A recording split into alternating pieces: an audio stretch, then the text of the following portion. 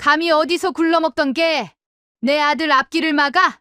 이혼녀 주제의 딸 교육을 어떻게 시켰길래 사기 결혼을 하려 들어? 내 딸년이 가져온 혼수. 그게 돈이야? 껌값이지. 시장 바닥에서 반찬이나 팔던 년이 우리 집안에 기어오를 생각을 하다니 역겹기 짝이 없구나. 뺨이 불에 데인 것처럼 얼얼했습니다. 고급 한정식집 룸 아니었습니다.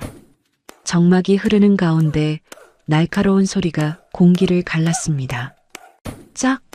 뺨을 맞은 채 고개가 돌아갔습니다. 눈앞이 하얘졌습니다.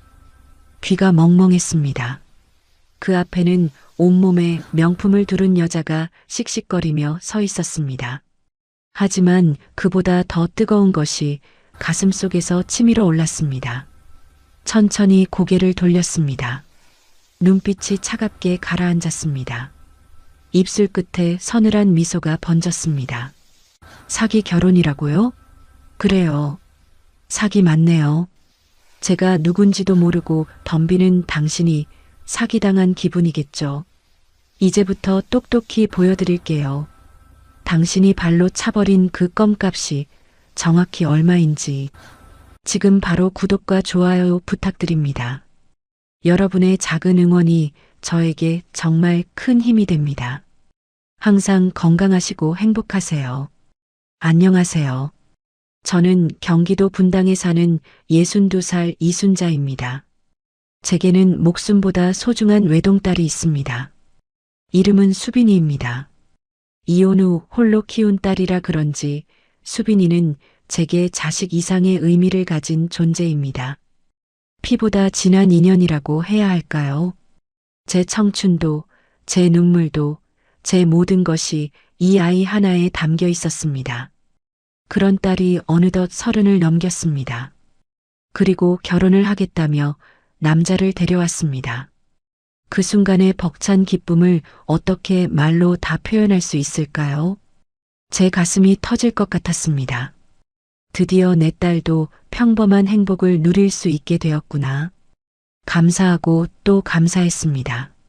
하지만 그 행복은 오래가지 못했습니다. 상견례 날 저는 제 인생에서 가장 치욕적인 순간을 맞이하게 되었습니다. 지금부터 제가 겪은 이야기를 말씀드리겠습니다. 믿기 어려우시겠지만 이 모든 것은 실제로 일어난 일입니다. 저는 25년 전 남편과 이혼했습니다. 그 남자는 도박과 외도에 빠져 가정을 내팽개쳤습니다. 매일같이 술에 절어 들어왔고 빚쟁이들이 문을 두드리는 날이 허다했습니다. 어린 수빈이를 안고 밤새 울었던 기억이 아직도 생생합니다. 결국 저는 그 지옥 같은 삶에서 탈출하기로 결심했습니다. 빈손으로 집을 나왔습니다. 가진 거라곤 어린 딸 하나뿐이었습니다. 처음에는 시장 한 구석에서 김치를 담가 팔았습니다. 새벽같이 일어나 배추를 다듬고 젓갈을 버무리고 플라스틱 통에 담아 이 집, 저 집 돌아다니며 팔았습니다. 손끝이 갈라지고 피가 맺혔습니다. 허리가 끊어질 것 같은 날도 있었습니다. 하지만 멈출 수 없었습니다. 딸아이를 생각하면 어떤 고통도 견딜 수 있었습니다. 그렇게 피눈물을 흘리며 이를 악물고 버텼습니다. 그리고 세월이 흘렀습니다. 시장 좌판에서 시작한 김치 장사는 작은 공장이 되었습니다. 그 작은 공장은 어느덧 전국 마트와 백화점에 제품을 납품하는 중견식품 기업으로 성장했습니다.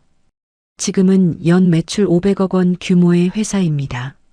이름은 한성식품입니다. 그리고 저는 그 회사의 회장입니다.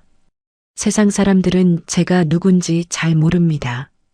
저는 언론에 얼굴을 내미는 것을 좋아하지 않았습니다.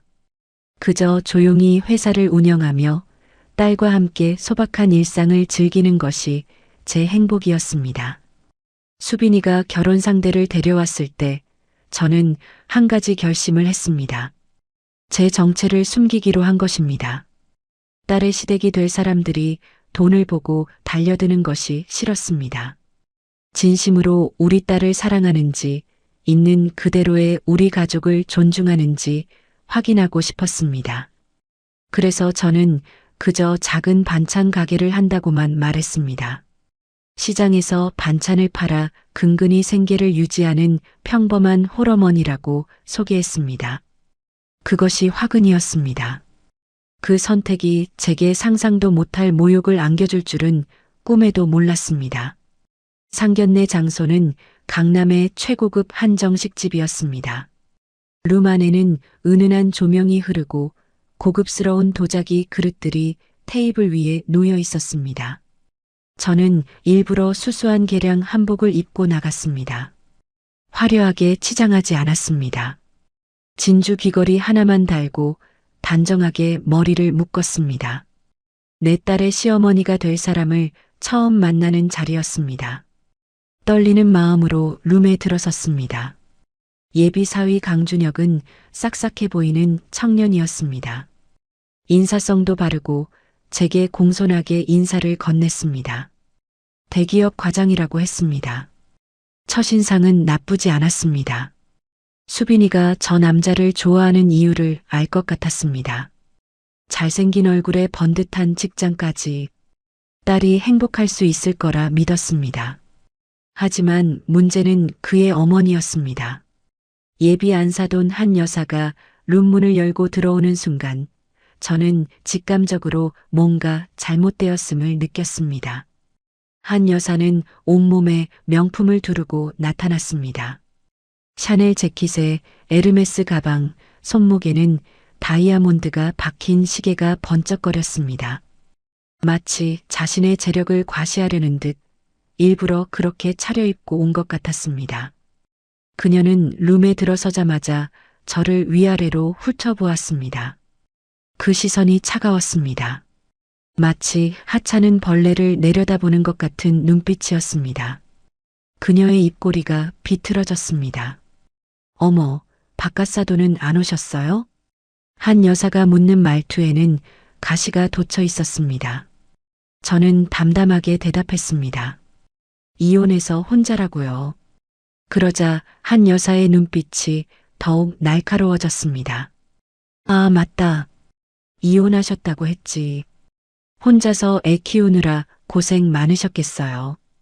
그녀의 말에는 위로의 온기가 전혀 없었습니다. 오히려 비웃음이 묻어 있었습니다. 말끝마다 독이 묻어 있는 것 같았습니다. 저는 그저 미소 지으며 넘겼습니다. 첫 만남이니까요. 예민하게 받아들이지 말자고 스스로를 다독였습니다. 하지만 한 여사의 말은 거기서 끝나지 않았습니다. 반찬 가게 하신다고요? 요즘 시장통 경기가 안 좋다던데 입에 풀칠은 하고 사세요? 그녀의 질문은 마치 칼날 같았습니다. 저는 잠시 말문이 막혔습니다. 이렇게 대놓고 무시하는 사람은 처음이었습니다. 그래도 꾹 참았습니다. 딸의 앞날을 생각하면 여기서 감정을 드러내서는 안 되었습니다. 예비 사돈 강 사장도 거들었습니다. 그는 유통회사를 운영한다고 했습니다. 제법 큰 규모의 회사라고 자랑스럽게 말했습니다. 그리고 자연스럽게 자신의 아들 이야기를 꺼냈습니다. 우리 준혁이가 대기업 과장입니다. 집안 차이가 좀 나긴 하지만 뭐 요즘 애들 사랑이 중요하다니까요. 허허. 그의 웃음 뒤에도 비웃음이 숨어 있었습니다. 집안 차이라니. 그들은 저와 제 딸을 철저히 아래로 내려다보고 있었습니다. 급이 낮은 사람, 형편없는 집안, 불쌍한 이혼녀. 그들의 눈빛이 그렇게 말하고 있었습니다. 수빈이의 얼굴이 굳어지는 게 보였습니다. 제 딸은 제 회사의 기획실장입니다. 능력 있고 당당한 커리어 우먼입니다. 하지만 예비시댁에는 그냥 평범한 회사원이라고만 말해둔 상태였습니다. 수빈이도 저처럼 진심을 확인하고 싶었던 것입니다. 그런데 지금 이 상황이 벌어지고 있었습니다. 딸의 손이 테이블 아래에서 떨리는 것이 느껴졌습니다. 저는 딸의 손을 꼭 잡아주었습니다. 괜찮다고 엄마가 있다고 말해주고 싶었습니다. 음식이 나오기 시작했습니다. 고급 한정식 코스 요리였습니다.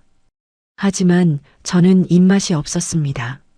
한 여사의 시선이 제 젓가락질 하나하나를 감시하는 것 같았습니다. 그녀는 마치 저의 결점을 찾으려는 듯 제 일거수일투족을 주시했습니다. 분위기가 무거웠습니다.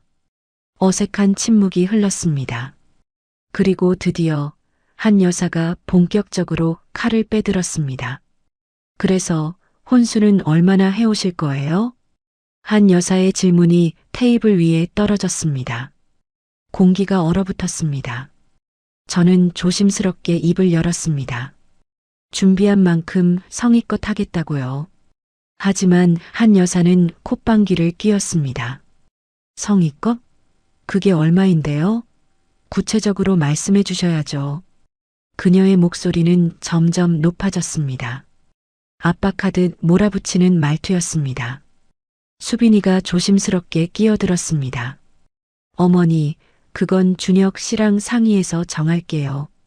서로 부담 없이 하지만 수빈이의 말은 끝까지 이어지지 못했습니다. 한 여사가 날카롭게 끊어버렸기 때문입니다. 어디서 어른 말씀하시는데 토를 달아.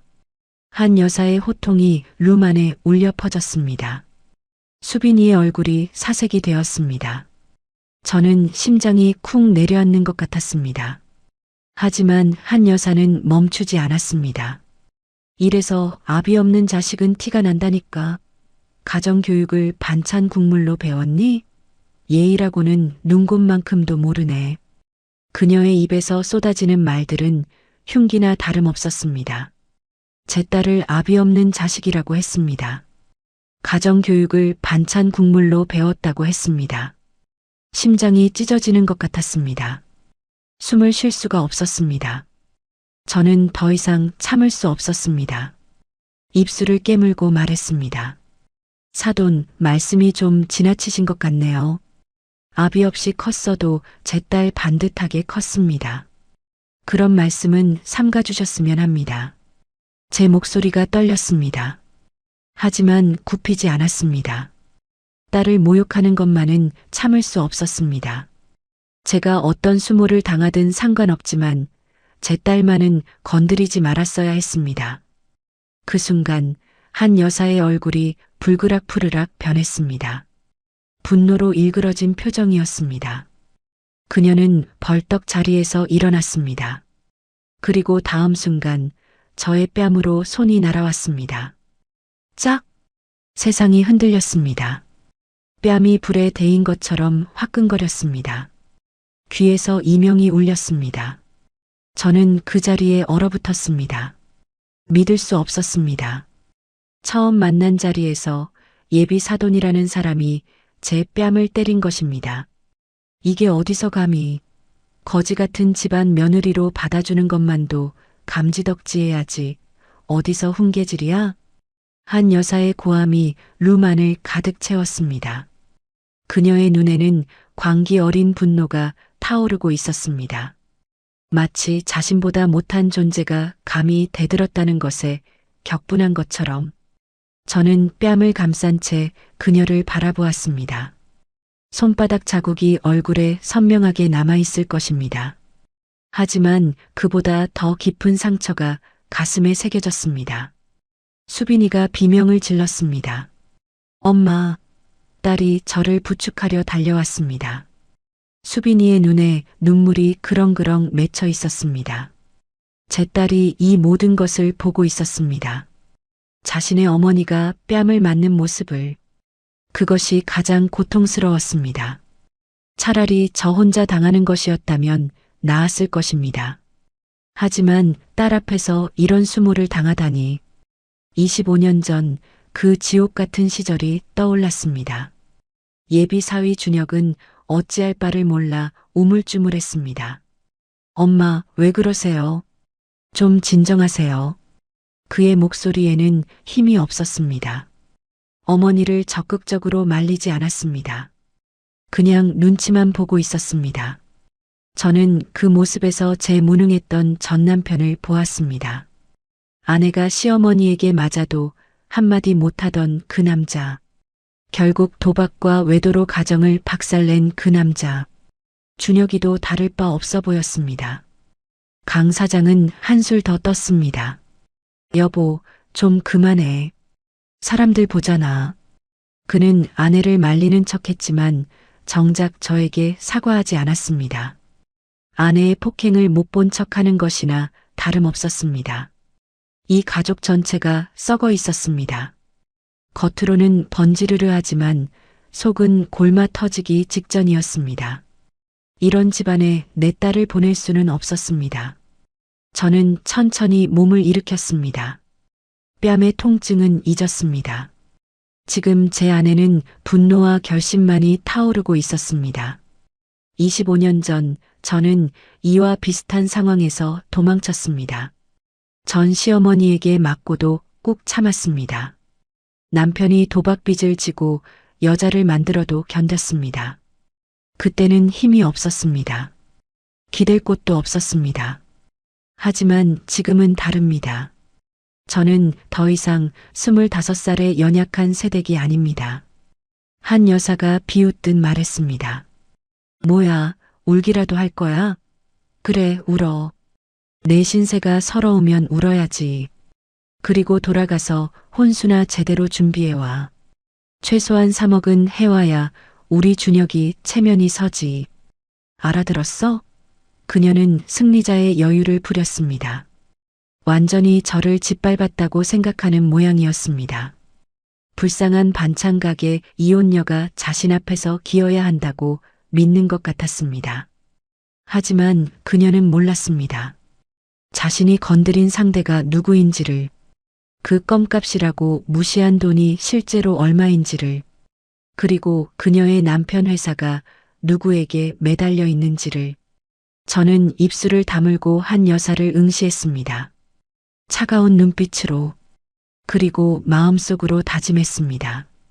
이 결혼은 없던 일로 하겠다고, 그리고 당신들에게 내가 누구인지 똑똑히 보여주겠다고, 지옥이 무엇인지 가르쳐 주겠다고. 뺨의 열기가 채 가시지 않았습니다. 손바닥 자국이 얼굴에 선명하게 남아있을 것입니다. 하지만 저는 더 이상 고개를 숙이지 않았습니다. 한 여사를 똑바로 바라보았습니다. 그녀의 눈에는 여전히 경멸이 가득했습니다. 저를 완전히 제압했다고 확신하는 표정이었습니다. 그 오만함이 오히려 저를 차분하게 만들었습니다. 분노가 얼음처럼 차갑게 가라앉았습니다. 이제 더 이상 당할 이유가 없었습니다.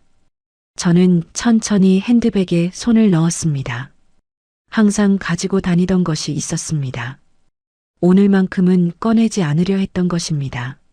하지만 상황이 여기까지 온 이상 더 이상 숨길 필요가 없었습니다. 손끝에 딱딱한 종이 질감이 닿았습니다. 명함이었습니다. 저는 그것을 꺼내 테이블 위에 올려놓았습니다. 탁 하는 소리가 적막한 룸 안에 울려 퍼졌습니다. 한 여사가 코웃음을 쳤습니다. 뭐야, 반찬 가게 명함이라도 내미는 거야? 웃기지도 않네. 그녀는 여전히 상황을 파악하지 못하고 있었습니다. 하지만 강 사장의 표정이 달라지기 시작했습니다. 그가 테이블 위에 명함을 집어들었습니다. 처음에는 콧방귀를 뀌며 힐끗 봤습니다. 그런데 명함을 읽는 그의 눈이 점점 커졌습니다. 얼굴에서 핏기가 빠져나갔습니다. 뭐라고? 한성식품? 대표이사 이순자? 강 사장의 목소리가 떨렸습니다. 손에 들린 명함이 미세하게 흔들리고 있었습니다. 저는 담담하게 말했습니다. 그래요. 반찬 팔아요. 근데 그 반찬이 전국 마트랑 백화점에 다 들어가는 건 아시는지 모르겠네요. 제 목소리는 낮고 서늘했습니다. 더 이상 떨리지 않았습니다. 오히려 묘한 해방감이 밀려왔습니다. 한성식품. 그 이름을 모르는 식품 유통업자는 없을 것입니다. 전국 대형마트의 김치와 반찬 코너를 장악하고 있는 중견 기업입니다. 연 매출 500억 원. 업계에서는 무시할 수 없는 거대한 손입니다. 그리고 그 회사의 오너가 바로 제 앞에 앉아 있는 저였습니다.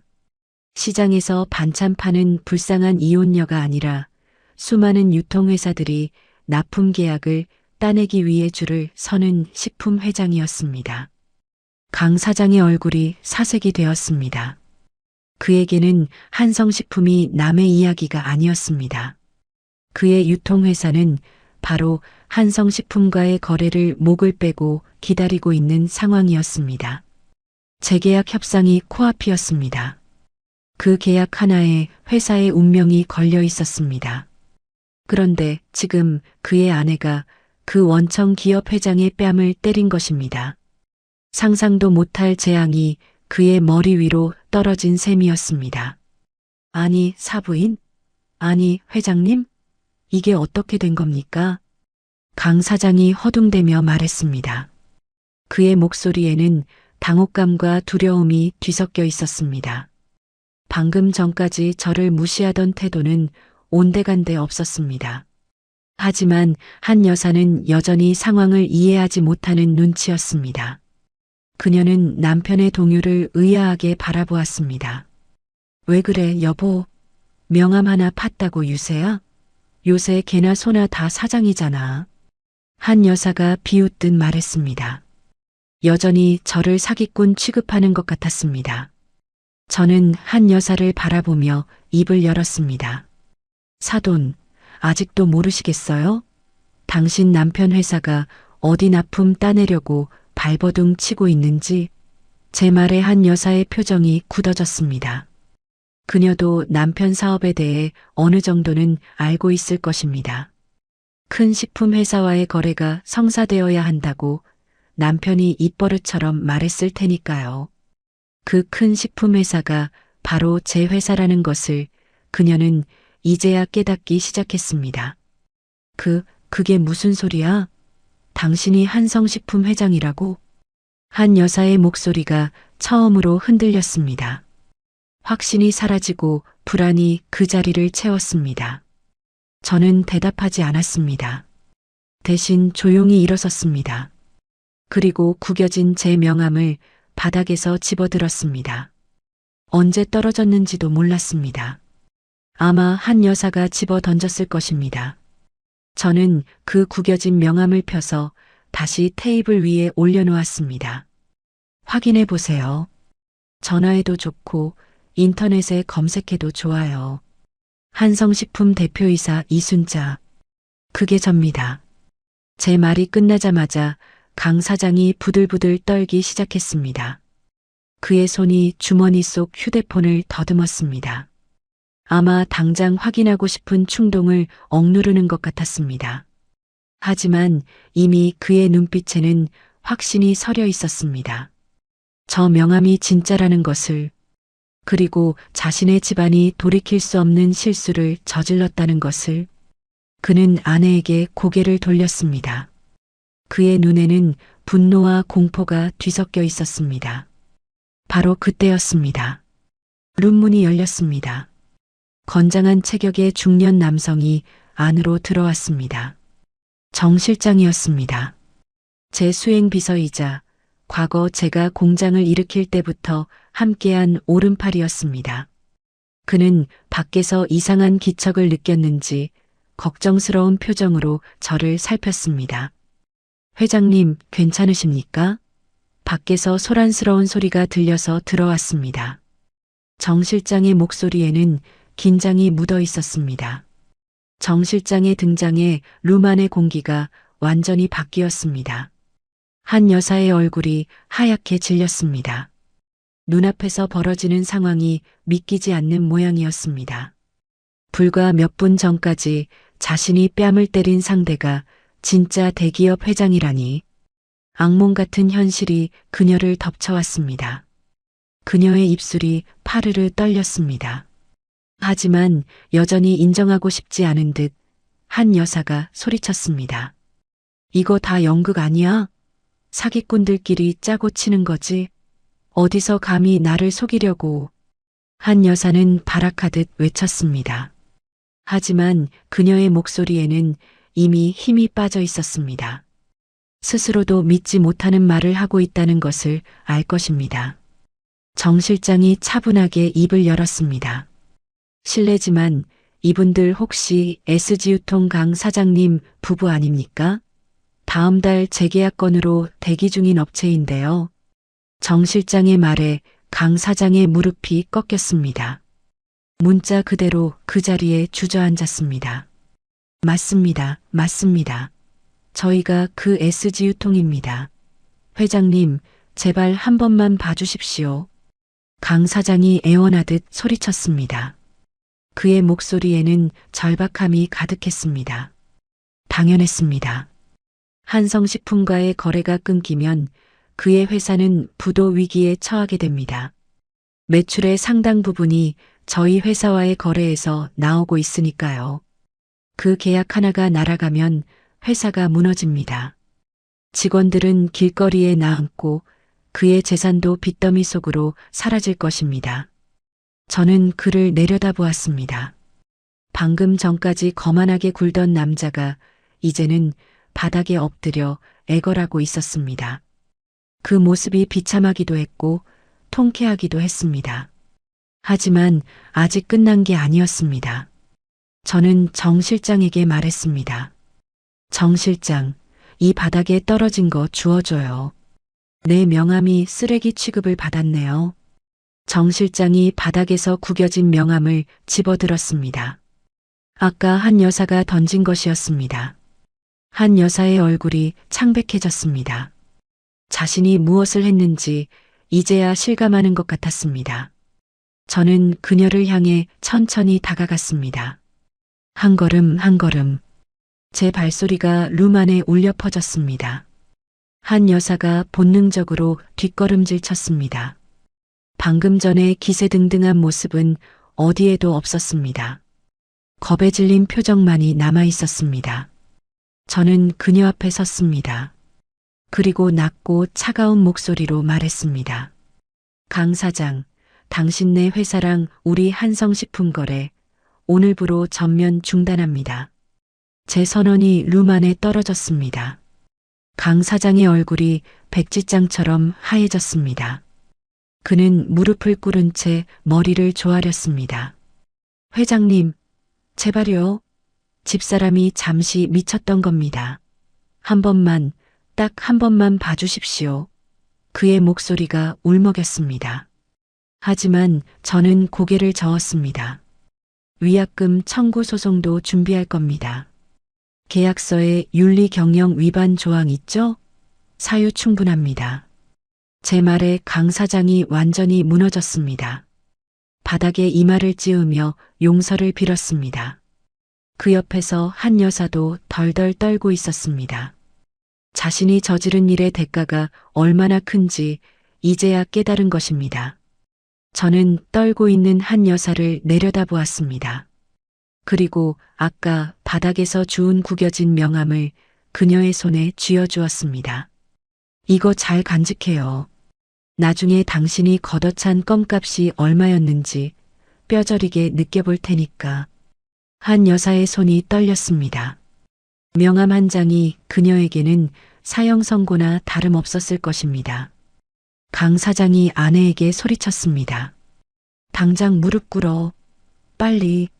그의 목소리에는 분노가 가득했습니다.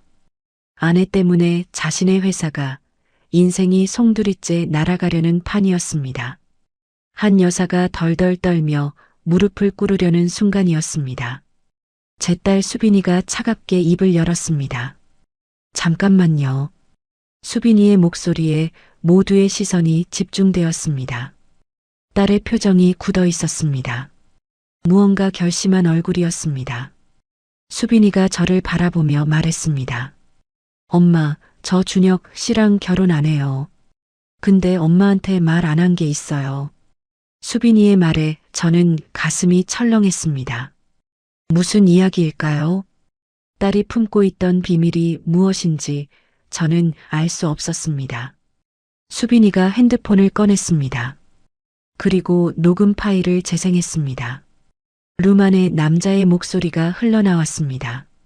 준혁의 목소리였습니다. 며칠 전 친구와 통화한 내용이라고 했습니다.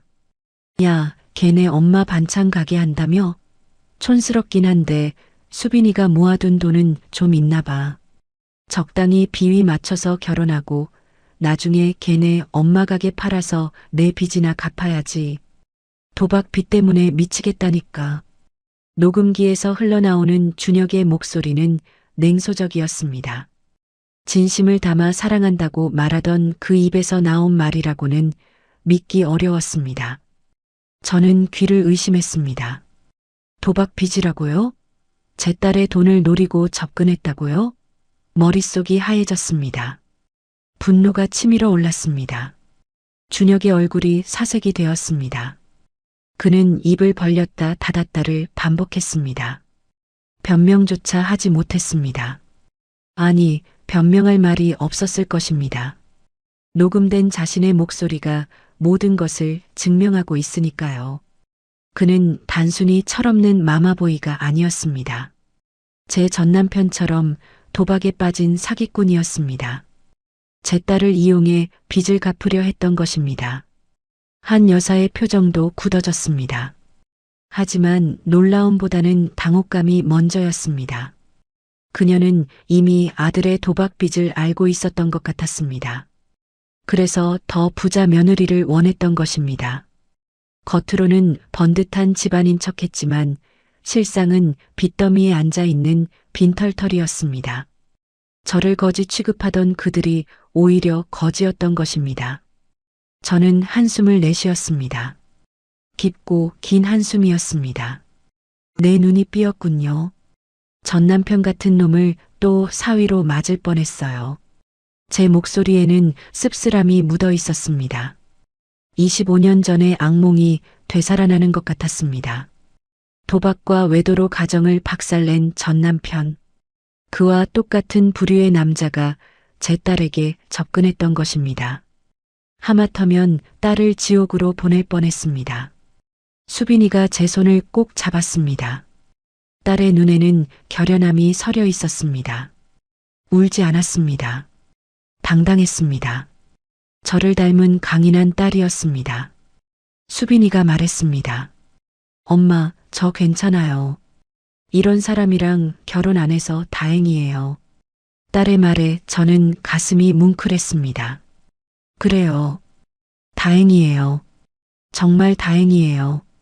저는 정 실장을 돌아보았습니다. 정 실장, 법무팀 연결해요.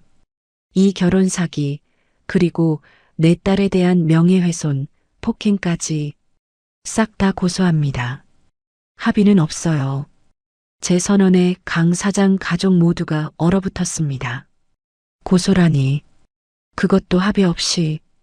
그들에게는 청천벽력 같은 소리였을 것입니다. 강 사장이 바닥에 엎드렸습니다. 회장님, 제발 목숨만 살려주십시오. 전부 제 불찰입니다. 아이고, 회장님. 그의 울부짖음이 룸 안에 가득 찼습니다. 한 여사도 무릎을 꿇고 빌었습니다. 방금 전까지 저를 때리고 모욕하던 그 여자가 이제는 발 아래서 용서를 구하고 있었습니다. 세상에 이런 반전이 있을까요? 하지만 저는 돌아보지 않았습니다. 딸의 손을 잡고 룸을 나왔습니다. 뒤에서 강 사장의 고함 소리가 들렸습니다. 한 여사를 향한 욕설이었습니다. 퍽 하는 소리와 함께 비명이 터져 나왔습니다. 강 사장이 아내의 뺨을 때리는 소리였습니다.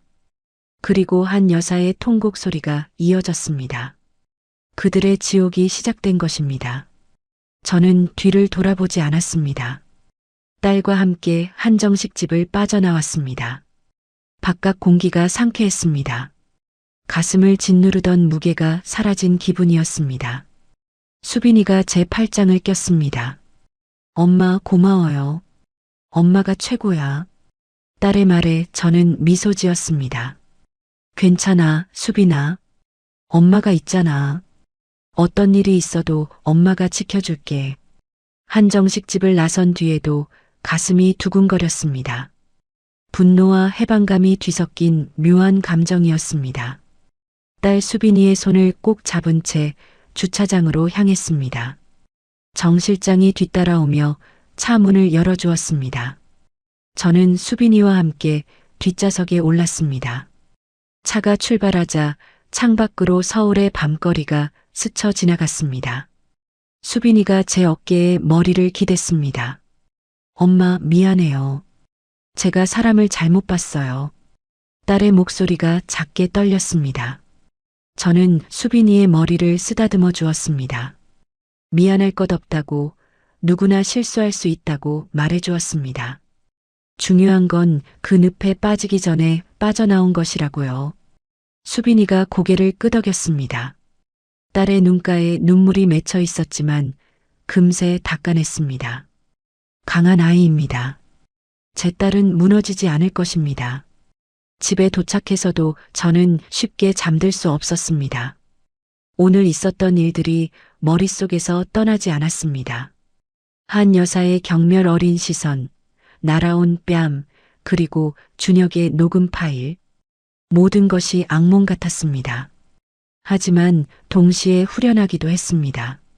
제대로 된 반격을 했으니까요. 숨기고 있던 정체를 드러내고 그들의 오만함을 짓밟았습니다.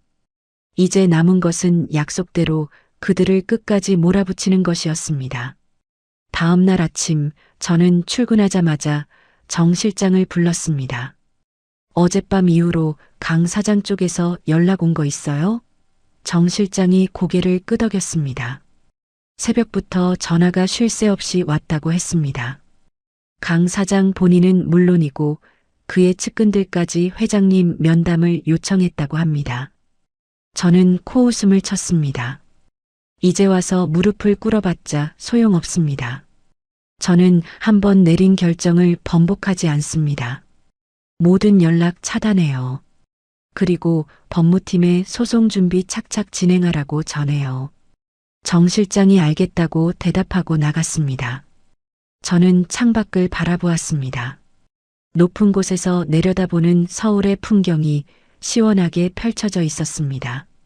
이 자리에 오기까지 얼마나 많은 피눈물을 흘렸는지 이제 누구도 저를 함부로 대할 수 없습니다.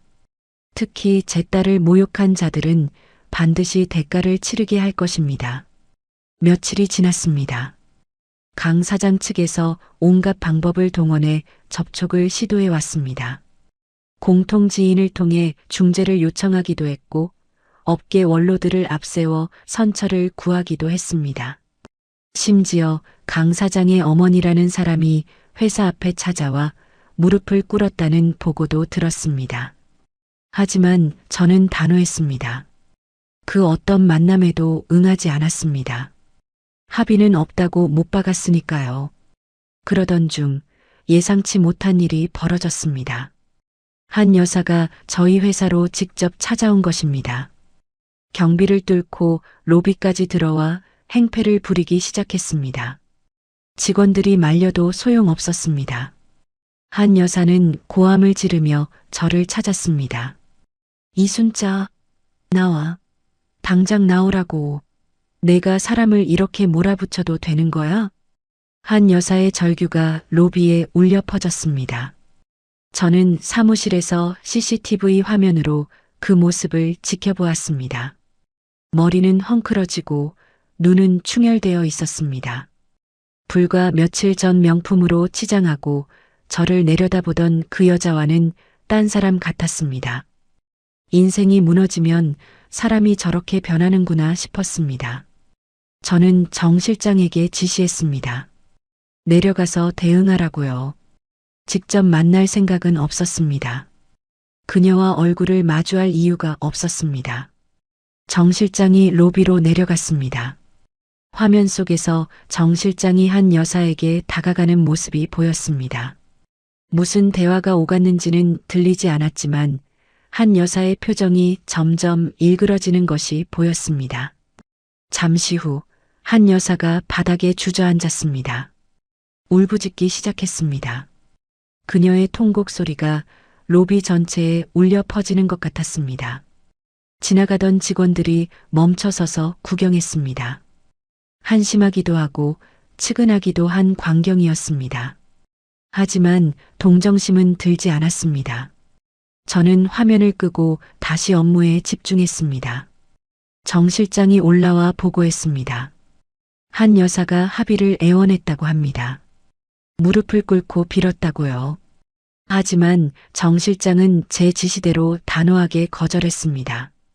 합의 의사가 없다고 법적 절차대로 진행될 것이라고 통보했습니다. 한 여사는 결국 경비원들에게 이끌려 건물 밖으로 나갔습니다. 그리고 회장님, 한 가지 더 보고 드릴 게 있습니다. 정 실장의 목소리가 심상치 않았습니다. 저는 고개를 들어 그를 바라보았습니다.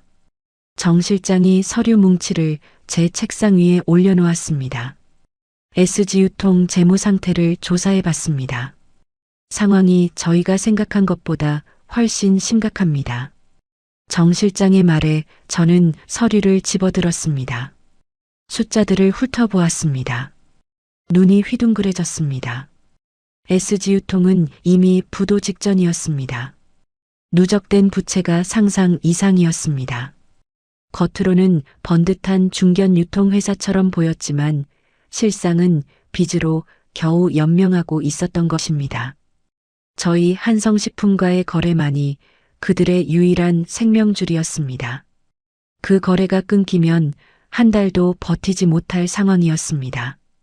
거기다 강 사장 아들 준혁 씨 도박빚도 조사했는데요. 정 실장이 또 다른 서류를 내밀었습니다. 준혁의 도박빚 규모가 적혀 있었습니다. 수억 원에 달했습니다. 사채까지 끌어다 쓴 흔적이 있었습니다. 이자가 눈덩이처럼 불어나고 있었습니다. 그 빚을 갚으려고 제 딸에게 접근한 것이었습니다. 결혼 후 장인어른 가게를 팔아서 빚을 갚겠다던 그 계획. 속이 울렁거렸습니다. 저는 서류를 내려놓았습니다. 깊은 한숨이 나왔습니다. 그들은 처음부터 사기꾼이었습니다. 겉으로는 화려하게 치장하고 대기업 과장이라며 뻐기고 부잣집인 척했지만 실상은 빚더미 위에서 허우적대는 패잔병들이었습니다. 그런 자들이 제 딸을 거지 취급하고 저를 때렸습니다. 웃음이 나왔습니다. 씁쓸한 웃음이었습니다. 정 실장, 소송 진행 속도 높여요. 그리고 업계의 SG유통 상황 슬쩍 흘려요. 다른 거래처들도 알아야 하지 않겠어요? 정 실장이 알겠다고 대답했습니다. 저는 자리에서 일어나 창가로 향했습니다. 저 멀리 서울의 스카이라인이 보였습니다. 수많은 빌딩들 사이에서 살아남기 위해 얼마나 많은 사람들이 발버둥 치고 있을까요? 저도 그랬습니다. 맨바닥에서 시작해 여기까지 왔습니다. 그래서 압니다. 비열한 방법으로 남을 이용하려는 자들의 말로가 어떤지. 며칠 후 업계에 소문이 퍼지기 시작했습니다. SG유통이 한성식품과의 거래에서 잘렸다는 소식이 빠르게 돌았습니다. 이유는 정확히 알려지지 않았지만 윤리 경영 위반이라는 말이 떠돌았습니다. 다른 식품 회사들도 SG유통을 경계하기 시작했습니다. 한성식품이 끄는 업체라면 뭔가 문제가 있을 거라는 인식이 퍼진 것입니다. 설상가상으로 SG유통의 재무 상태가 악화되고 있다는 소문도 함께 돌았습니다. 거래처들이 하나둘씩 등을 돌리기 시작했습니다. 대금 결제를 미루거나 아예 계약 해지를 통보하는 곳도 생겼습니다. 강 사장은 급히 불을 끄려 동분서주했지만 이미 물줄기는 걷잡을 수 없이 거세지고 있었습니다. 그리고 또 하나의 폭탄이 터졌습니다. 준혁의 도박빚 때문에 사채업자들이 움직이기 시작한 것입니다. 이자를 갚지 못하자 그들은 강 사장 집과 회사로 찾아가 행패를 부렸습니다. 협박 전화가 쉴 새 없이 왔습니다. 강 사장 가족은 공포에 떨어야 했습니다. 자신들이 만든 지옥에 스스로 빠져들고 있었습니다. 한 여사가 다시 한번 저를 찾아왔습니다. 이번에는 회사가 아니라 제 집 앞이었습니다. 새벽에 찾아와 문 앞에서 울부짖었습니다. 순자 씨, 제발 한 번만 봐줘요. 우리 준혁이가 사채업자들한테 끌려갔어요. 제발요. 한 여사의 절규가 새벽 공기를 가득 채웠습니다. 경비원이 출동했지만 그녀는 쉽게 물러서지 않았습니다. 저는 커튼 사이로 그녀를 내려다보았습니다. 초라한 행색이었습니다. 명품도 다이아몬드 시계도 보이지 않았습니다. 얼굴은 수척해졌고 눈은 미친 사람처럼 충혈되어 있었습니다. 저를 때리던 그 손이 이제는 합장한 채 떨고 있었습니다. 측은하냐고요? 아니요. 단 한치도 그런 마음이 들지 않았습니다. 자업자득입니다. 저는 경비실에 연락했습니다. 한 여사를 내보내라고요. 그리고 앞으로 접근하면 경찰에 신고하겠다고 전하라고 했습니다. 잠시 후 한 여사가 경비원들에게 이끌려 사라지는 모습이 보였습니다. 그녀의 울부짖음이 멀어져 갔습니다. 저는 커튼을 닫았습니다. 며칠 뒤 강 사장에게서 직접 연락이 왔습니다. 제 개인 번호로 전화가 걸려온 것입니다. 어떻게 알았는지는 모르겠습니다. 저는 받지 않으려다가 호기심에 전화를 받았습니다. 강 사장의 목소리는 힘없이 가라앉아 있었습니다. 회장님, 저강입니다. 한 번만, 딱 한 번만 만나 주십시오. 빌겠습니다. 그의 목소리에는 절박함이 가득했습니다. 예전의 거만한 태도는 찾아볼 수 없었습니다. 완전히 무너진 사람의 목소리였습니다. 저는 잠시 침묵했습니다. 그리고 입을 열었습니다. 강 사장 상견례 때 기억나세요? 집안 차이가 나지만 요즘 애들 사랑이 중요하다고 하셨죠.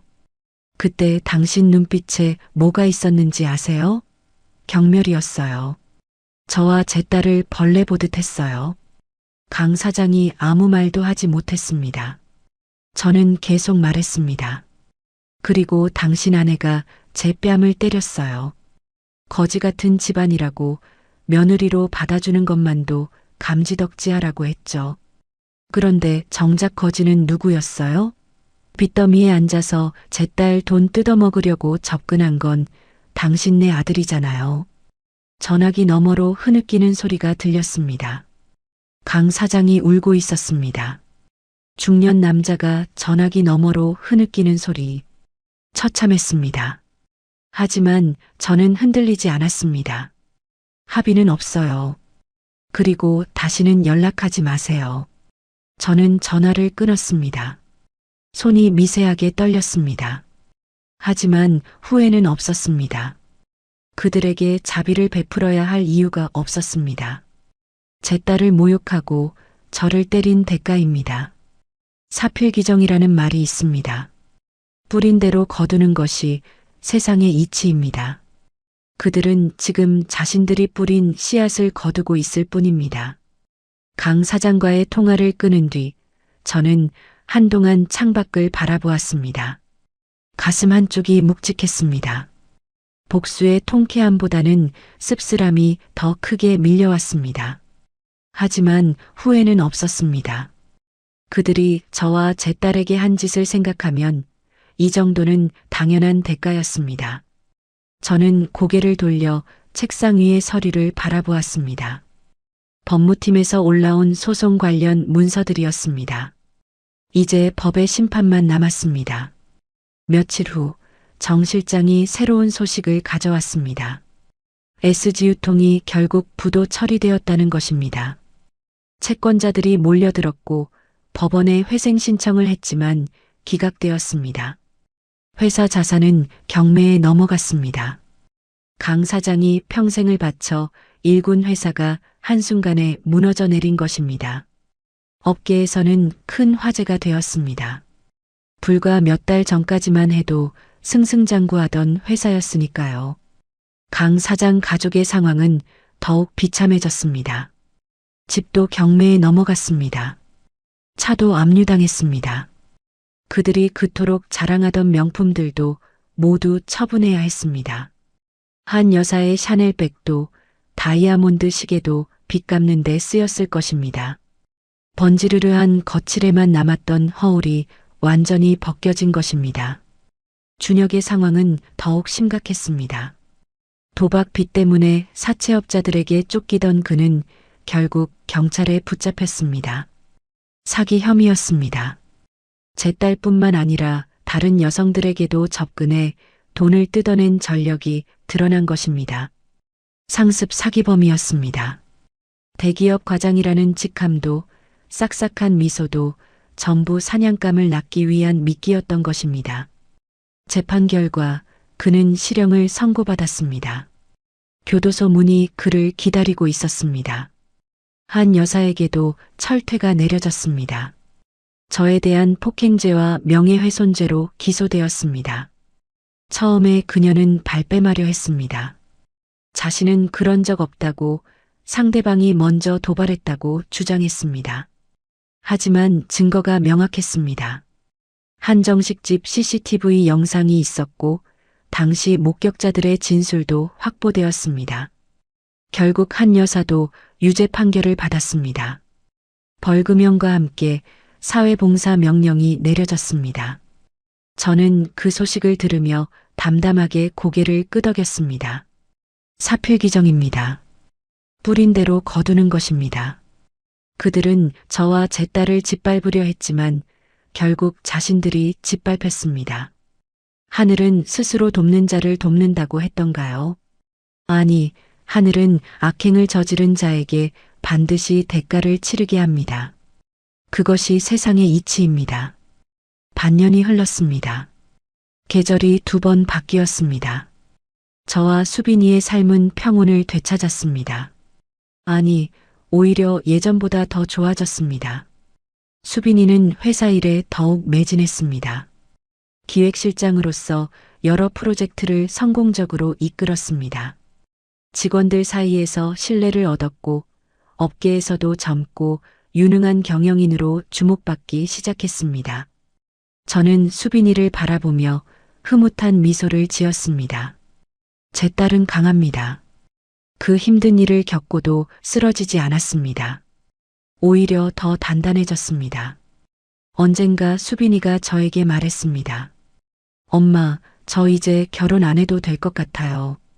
엄마처럼 당당하게 혼자 사는 것도 나쁘지 않겠다 싶어요. 그 말에 저는 웃음이 났습니다. 딸아, 내가 행복하면 그게 장땡이야. 결혼을 하든 안 하든 내 인생이니까. 주말이면 저와 수빈이는 함께 시간을 보냈습니다. 맛집 투어를 다니기도 하고 함께 여행을 떠나기도 했습니다. 제주도의 바다를 바라보며 모녀가 나란히 앉아있던 순간이 떠오릅니다. 바람이 시원하게 불어왔습니다. 파도 소리가 귓가에 맴돌았습니다. 수빈이가 제 손을 꼭 잡았습니다. 엄마 고마워요. 엄마가 있어서 정말 다행이야. 딸의 말에 저는 눈시울이 붉어졌습니다. 그래, 수빈아. 엄마도 내가 있어서 행복해. 내가 있어서 이 악물고 버틸 수 있었어. 내가 있어서 다시 일어설 수 있었어. 우리 둘이서 충분해. 아니, 우리 둘이라 더 강해. 강 사장 가족의 소식은 간간히 들려왔습니다. 부도 후 강 사장은 완전히 폐인이 되었다고 합니다. 술에 절어 살다가 건강이 급격히 나빠졌다고 했습니다. 한 여사는 남편과 별거 중이라고 들었습니다. 아들은 교도소에 있고 남편은 빚쟁이들에게 쫓기고 자신은 정가자 신세가 되었으니 그녀가 그토록 자랑하던 화려한 삶은 산산조각이 났습니다. 준혁은 교도소에서 복역 중이었습니다. 면회를 온 사람이 있었는지는 모르겠습니다. 아마 없었을 것입니다. 부모도 자신의 삶을 추스르기 바쁜 상황이었으니까요. 그가 출소한 뒤에는 어떻게 살아갈까요? 정과 기록에 도박 중독까지. 순탄한 미래는 기대하기 어려울 것입니다. 하지만 그것은 그의 몫입니다. 제가 걱정할 일이 아닙니다. 여러분, 사람은 겉모습만 보고 판단하면 안 됩니다. 번지르르한 외양 뒤에 어떤 실체가 숨어 있는지 알 수 없습니다. 명품으로 치장한 사람이 실은 빚더미에 앉아 있을 수도 있고 수수한 옷차림의 사람이 수백억 원의 자산가일 수도 있습니다. 중요한 것은 겉이 아니라 속입니다. 그 사람의 진심, 그 사람의 됨됨이, 그것을 봐야 합니다. 그리고 자식을 위한다는 핑계로 남의 귀한 자식 눈에 피눈물 나게 하면 반드시 그 대가를 치르게 됩니다. 하늘이 무심한 것 같아도 결국 악인에게는 벌이 내려집니다. 제가 그것을 직접 목격했습니다. 경험했습니다. 그러니 여러분도 기억해 주세요. 정의는 반드시 승리합니다. 조금 늦을 뿐 결코 사라지지 않습니다.